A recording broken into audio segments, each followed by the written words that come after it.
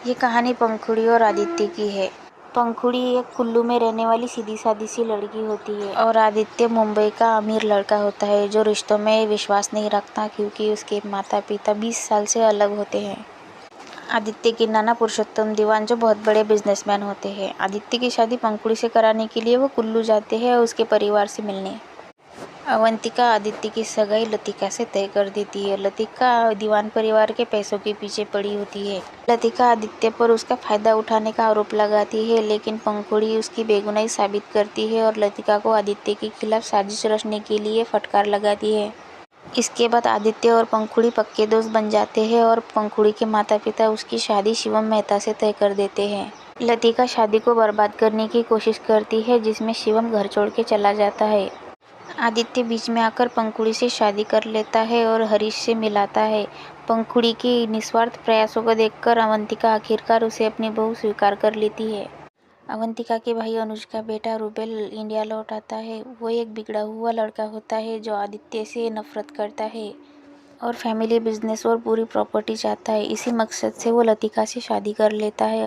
अवंतिका की भाभी शीला और लतिका संपत्ति के लिए अनुज का ब्रेन वॉश करती है और उसे पावर ऑफ अटर्नी हासिल करने के लिए मजबूर कर देती है। वह दोनों मिलकर आदित्य और पंखुड़ी के खिलाफ साजिश रचते हैं और उन्हें घर से बेदखल कर देते हैं। बाद में वो परिवार के केयरटेकर शांकी को भी निकाल देते हैं। अनुज की बेटी कायरा पुरुषोत्तम से नफरत करती है क्योंकि उसे लगता है कि उसने अपनी पत्नी कौशल्या की हत्या की है। हालांकि बाद में पता चलता है कि कोमा में पड़ी कौशल्या का मौत के कारण आदित्य था। सच्चाई जानने के बाद कायरा पुरुषोत्तम से माफी मांगती है और कई उतार चढ़ाव के बाद दीवान परिवार फिर से एक हो जाता है। अनुज अपने पिता पुरुषोत्तम और अपनी बहनों अवंतिका और प्रीति के प्रति प्यार और देखभाल दिखाने लगता है और व्यवसाय की भागदौड़ जिसे उसने पहले हथिया लिया था अवंतिका और आदित्य को सौंप देता है।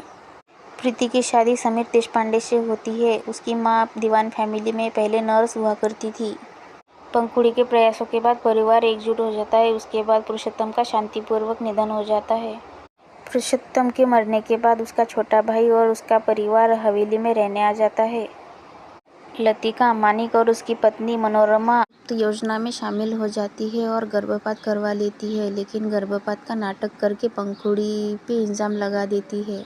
आदित्य को जाली नोट और अवैध ड्रग्स रखने के आरोप में जेल हो जाती है और दुष्ट मनोरमा उसे पंखुड़ी से तलाक लेने के लिए मजबूर कर देती है। मनोरमा एक दुर्घटना में लकवाग्रस्त हो जाती है। उसके बाद मानिक और मनोरमा जल्दी ही सुधर जाते हैं। रूबल लतिका को तलाक दे देता है और पायल से प्यार कर बैठता है और उससे शादी कर लेता है।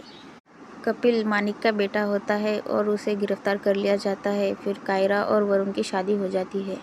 दीवान परिवार अनीशा से मिलता है जो कौशल्या की छोटी बहन होती है। सालों बाद ऑस्ट्रेलिया से लौट आई होती है।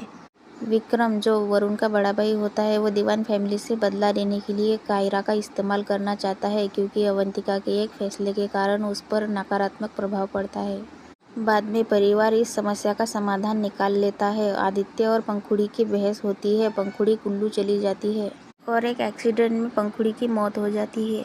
2 साल बाद लखनऊ की यात्रा के दौरान हरीश की मुलाकात पंखुड़ी जैसी दिखने वाली आयशा से होती है। हरीश आयशा का इस्तेमाल करता है आदित्य को यकीन दिलाने के लिए कि पंखुड़ी अब जीवित नहीं है, लेकिन वो असफल हो जाता है क्योंकि आदित्य को पता चल जाता है कि आयशा पंखुड़ी नहीं है। आयशा आदित्य से प्यार करने लगती है, लेकिन अपने दिल की बात वो दिल में ही रखती है क्योंकि उसे पता है कि आदित्य सिर्फ पंखुड़ी से प्यार करता है। फोटोग्राफर आरिफ द्वारा आयशा की छवि खराब किए जाने के बाद आयशा की मां नीलोफर आदित्य पर आयशा से शादी करने का दबाव डालती है। आयशा की छवि बचाने के लिए आदित्य बाद में उससे शादी कर लेता है। अवंतिका जल्द ही आयशा को स्वीकार कर लेती है। पंखुड़ी के जीवित होने का पता चलता है और उसे बेहोशी की हालत में दीवान परिवार में वापस लाया जाता है। होश में आने के बाद वो बताती है कि उसे अगवा कर लिया गया था। आयशा बाद में डिज़ाइनर बनने का सपना पूरा करने के लिए निकल जाती है। उसके साथ ही अनीशा भी चली जाती है।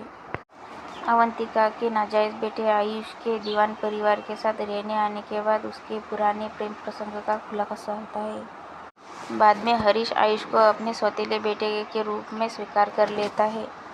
पंखुड़ी प्रेग्नेंट हो जाती है और परिवार के सभी सदस्य फिर से मिल जाते हैं और खुशी मनाते हैं।